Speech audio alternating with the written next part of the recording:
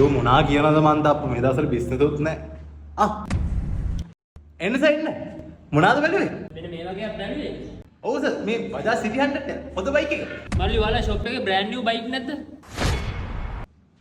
ඔව් sir brand New තමයි මේ බජාජ් අපි ෂෝරූම් එකේ අලුතෙන් ගෙන බයිසිකල්. මල්ලි මේකේ ටයර් එක ගෙනිලා වගේනේ. පරණ ටයර් දාලා දෙන්නේ.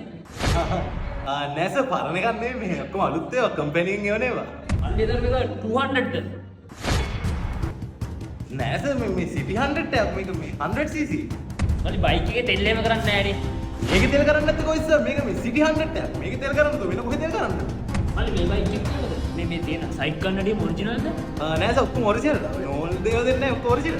මේ මේකේ ඉන්න හෙඩ්ලයිට් එක නෙමෙයිනේ. නෑ සර් ඔරිජිනල් එක තියෙන්නේ. මේකේ ඔරිජිනල් ටයර් එක.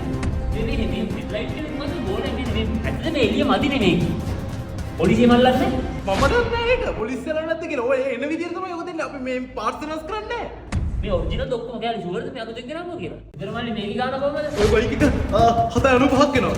මේක ගාන ඕක 950ක් වෙනවා. ඉතින් මරු බයික් එක. මේකද හෙල්මට් එකද? මේ කැඩිලා නැහැ. මේක මරන්නේ මේ හෙල්මට් එක නැත්නම් මේ කැඩි හෙල්මට් එක හරියන්නේ නැහැ නේද? ඇති.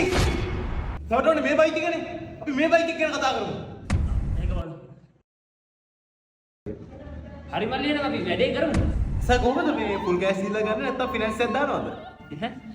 නෑ මල්ලි මම මේ දැන් ගන්න නෑ මම මේ නිකන් බලන්න ආවේද? බලන්න නේ. හරි. සර් ගන්න දවසට කියන්නකෝ. මේ එතකොට මේ මට මේකට මේ ෆ්‍රී ෆිනෑන්ස් එකක්ම දාලා දෙනවනේ. ෆ්‍රී ෆිනෑන්ස් එක? තෝගේ ආච්චිට දෙන්නම් ෆිනෑන්ස් එක.